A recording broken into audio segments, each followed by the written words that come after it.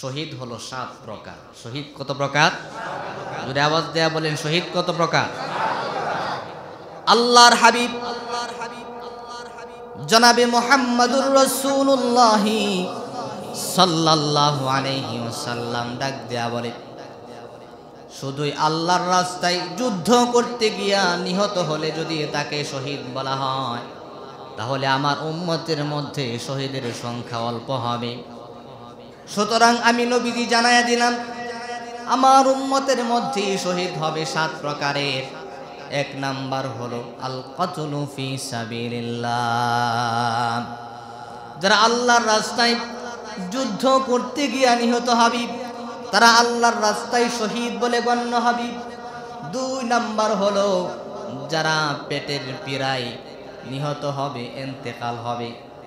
এমন পীড়াদায়ক যন্ত্রণা পেটের মধ্যে, এমন ব্যথা যে যন্ত্রণা সহ্য করতে না পেরে মানুষ ইন্তেকাল করে, এই ব্যথায় যারা ইন্তেকাল করবে তারাও আল্লাহর রাস্তায় শহীদ বলে গণ্য হয়ে যাবে, তারাও শহীদ। এরপরে রাসূল সাল্লাল্লাহু আলাইহি ওয়াসাল্লাম জানালেন, যারা অগ্নিদগ্ধ হয়ে মারা যাবে, যারা অগ্নিকাণ্ডের মধ্যে মারা যাবে, আগুনের মধ্যে পড়ে মারা যাবে, তারাও আমার উম্মতের মধ্যে শহীদ বলে গণ্য হয়ে যাবে। যারা লঞ্চ ডুবিতে, নৌকা ডুবিতে, পানির মধ্যে ডুবে মারা যাবে, তারাও আমার উম্মতের মধ্যে শহীদ বলে গণ্য হয়ে যাবে। সুতরাং আমরা জানতে পারলাম আগুনের মধ্যে পড়ে মারা গেলে তারা কি? শহীদ। এরপরে রাসূল সাল্লাল্লাহু আলাইহি ওয়াসাল্লাম জানালেন, ও আমার উম্মতেরা, ও আমার সাহাবীরা, শুনে রাখো, কোনো কিছুর নিচে চাপা পড়ে মারা গেলে সেও শহীদ বলে গণ্য হবে। নিউমোনিয়া জাতীয় এই সমস্ত কঠিন রোগে আক্রান্ত হয়ে যদি কোনো মানুষ মারা যায়, সেও আমার উম্মতের মধ্যে শহীদ বলে গণ্য হয়ে যাবে। সুবহানাল্লাহ। 7 নম্বরে আল্লাহর হাবিব মুহাম্মদুর রাসূলুল্লাহ সাল্লাল্লাহু আলাইহি ওয়াসাল্লাম ডাক দিয়া বলেন, আমার উম্মতের নারীর মধ্যে যারা নাকি বাচ্চা পেটে নিয়ে, বাচ্চা গর্ভে ধারণ করে ইন্তেকাল করে, তারাও শহীদ বলে গণ্য হবে। এমন কি যেই মা তার সন্তানকে প্রসব করতে গিয়া, সন্তানকে নতুন একটা জীবন দিতে গিয়া যেই মা ইন্তেকাল করে, আল্লাহ রাব্বুল আলামিন ডাক দেয়া বলে, আল্লাহ তাআলা ওই মাকে শহীদের মর্যাদা দান করে দিবে। এই জন্য আমরা বলতে পারি, আবু দাউদ শরীফের বর্ণনা, আবু দাউদ শরীফের 3111তম হাদিস থেকে আমরা এই কথার সাক্ষ্য প্রদান করতে পারি, রাসূলুল্লাহর কথা সত্য। রাসূলুল্লাহ আল্লাহর ইঙ্গিত ছাড়া তিনি কোনো কথা বলতেন না। রাসূলুল্লাহর হাদিসকে দলিল পেশ করে আমরা তাদেরকে সান্ত্বনা দিতে চাই।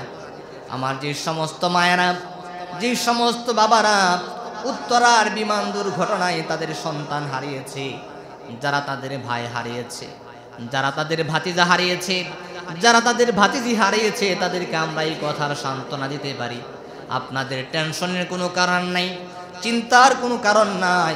আল্লাহ রাব্বুল আলামিন ইনশাআল্লাহ আপনার সন্তানদেরকে শাহাদাতের মর্যাদা দান করেছেন। সুবহানাল্লাহ। কারণ তারা জীবিত, তারা যখন ইন্তেকাল করে, তাদের ইন্তেকালের পরে আল্লাহ রাব্বুল আলামিন তাদের রূহটাকে জান্নাতের একটি সবুজ পাখির ভিতরে ঢুকায় দেন। এরপরে রব্বুল আলামিন তাদেরকে বলে দেন, তোমরা জান্নাতের মধ্যে ঘুরতে থাকো, তোমাদের যা যা মন চায় তোমরা খাইতে থাকো। সুবহানাল্লাহ। তারা জান্নাতি, তাদের কোনো হিসাব নাই।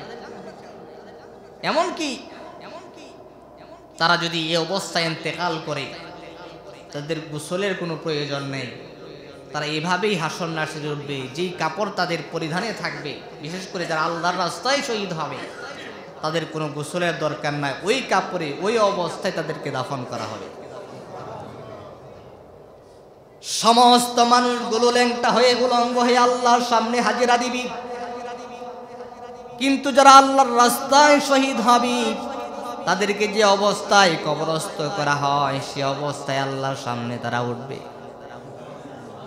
তাদের কোনো হিসাবের প্রয়োজন নাই, তাদের কাপড়গুলোই সাক্ষ্য দিবে, তাদের দেহ থেকে ক্ষত জায়গাগুলো থেকে রক্ত বের হতে থাকবে। যদিও দুনিয়াতে কারো রক্তপাত হলে ওই রক্ত দেখলে আমরা নাক ছিটকায়, আমাদের ঘৃণা লাগে, রক্ত থেকে দুর্গন্ধ বের হয়। আপনারা দেখবেন কুরবানির সময় যখন আপনার কুরবানির পশু জবাই করেন, রক্তরা যখন শুকিয়ে যায়, একদিন দুই দিন পার হয়ে গেলেও ওই জায়গা থেকে রক্তের একটা দুর্গন্ধ বের হয়। কথা বলেন ঠিক কিনা? কিন্তু রাসূল সাল্লাল্লাহু আলাইহি ওয়াসাল্লাম হাদিসের মধ্যে জানালেন, আমার উম্মতের মধ্যে যারা শাহাদাতের মর্যাদা লাভ করবে, যারা শহীদ হবে, ময়দানে মাহশারে তারা সেভাবেই উত্তোলন হবে এবং তাদের দেহের ক্ষত জায়গাগুলো থেকে রক্তপাত হতে থাকবে এবং তাদের রক্ত থেকে তাদের রক্তের কালার হবে রক্তের কালারের মতো লাল এবং তাদের রক্তের মধ্য থেকে কোনো ধরনের দুর্গন্ধ বের হবে না, বরং আল্লাহ রাব্বুল আলামিন তাদের রক্তের মধ্যে এমন সুঘ্রাণ দিয়ে দেবে, তাদের রক্ত থেকে মিশকে আম্বরের মতো সুঘ্রাণ বের হতে থাকবে।